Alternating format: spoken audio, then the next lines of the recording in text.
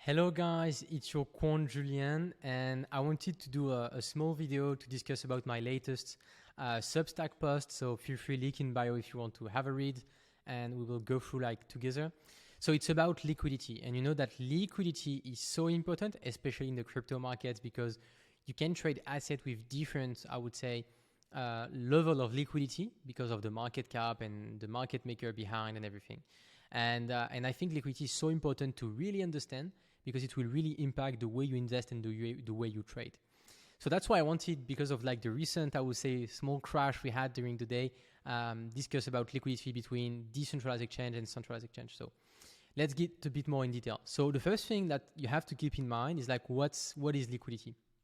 So liquidity is basically how much volume it's traded and how much liquidity you have posted in the order book that will try to reduce the market impact if someone like a whale were to buy a big amount or sell a big amount. So of course, we can go a bit more in details, but it's very hard to know if the figures are real or fake.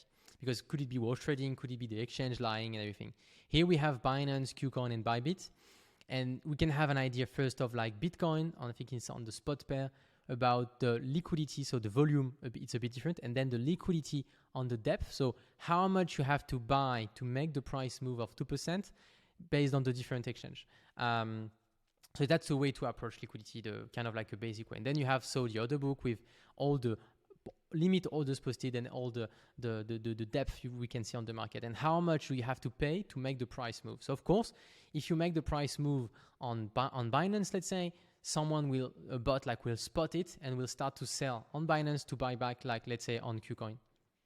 And now, if we compare like Hyperliquid versus Binance, and if we have a deeper look here, so basically you will look at here on Hyperliquid, the Binance, we had a week. Hyperliquid, the Bitcoin, we had a week at this price. So if you had like your stop loss here, you would have been taken out. So because of the lack of liquidity and the spike. And if you compare to Binance, basically we can see that the price went a bit higher, like let's say $120, I think. So you could have been, let's say, liquidated or your stop loss been hidden on Hyperliquid, when on Binance you could have been safe. And that's why liquidity matters, and trading at the right place does matters too. You know me, I'm trade on Bybit. You have my link in bio. Feel free, it's always nice to have some support, and you always have some good bonuses on Bybit, so feel free to have a look.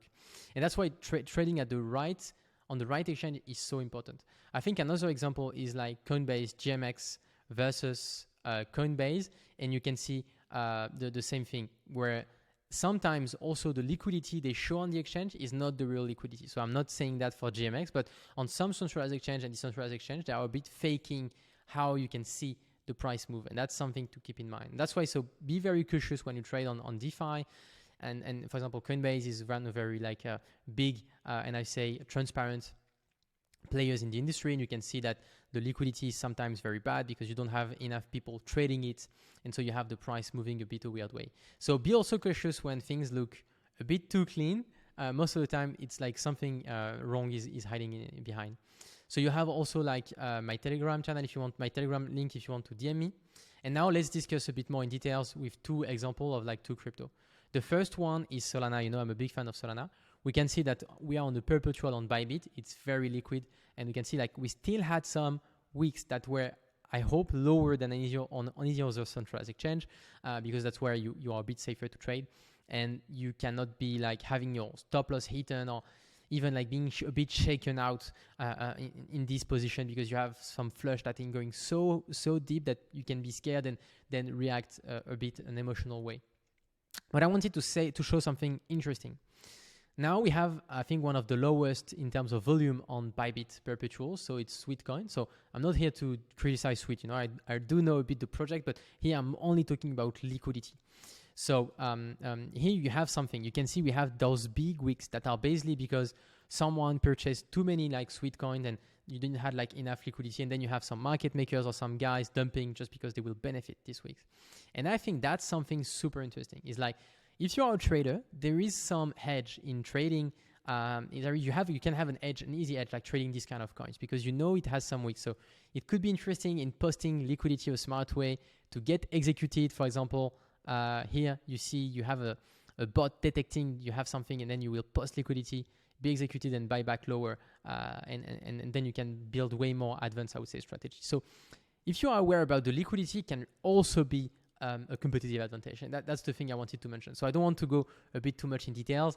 I have been over my 5 minutes that had allowed by the guy helping me on YouTube. So I will try to make a conclusion. But to conclude, liquidity is very important because it's about trading at the best place and trading also maximizing your chance to really make it in terms of trading and have the best trades.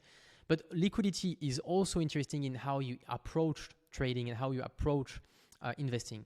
You know that perhaps on these kind of coin, let's say you want to invest $1 million, perhaps you have, you can wait better, like liquidation price and everything, liquidations like event to load your position. It's kind of a different way to approach this. And for example, these days I'm really buying a lot of, I would say, smaller market cap, like below 15 millions, and then even sometimes like when you buy $5,000, you can buy them a smarter way.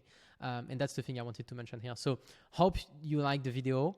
It's a bit technical, I know, but I'm really trying to stay understandable, and I think you will perhaps have a better idea of like what liquidity is about, what all these other books are about.